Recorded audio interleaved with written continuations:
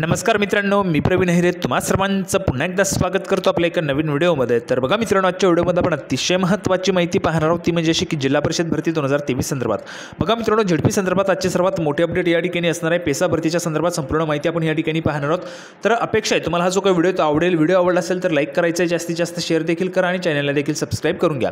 तर बघा, झेडपीच्या संदर्भाची संपूर्ण अपडेट पाहण्यासाठी आपण या ठिकाणी संपूर्ण माहिती घेऊया। तर बघा मित्रांनो, संपूर्ण माहिती घेण्यासाठी आपण या ठिकाणी आलेलो आहोत। पाहू शकता बघा, केस नंबर आपल्याला या ठिकाणी पाहायला मिळते।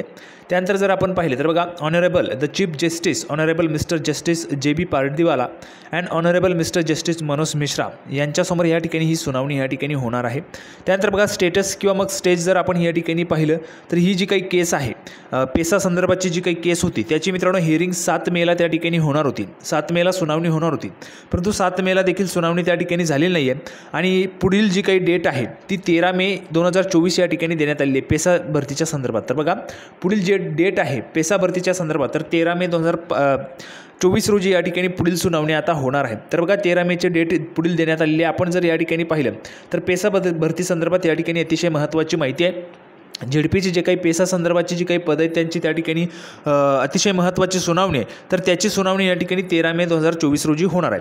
त्याचबरोबर आता उर्वरित जे काही माहिती आपण या ठिकाणी पाहिलेली आहे पेसा भरतीच्या संदर्भात, भरपूर विद्यार्थ्यांचे त्या ठिकाणी कमेंट्स होते पेसा भरतीच्या संदर्भात अपडेट काय आहे।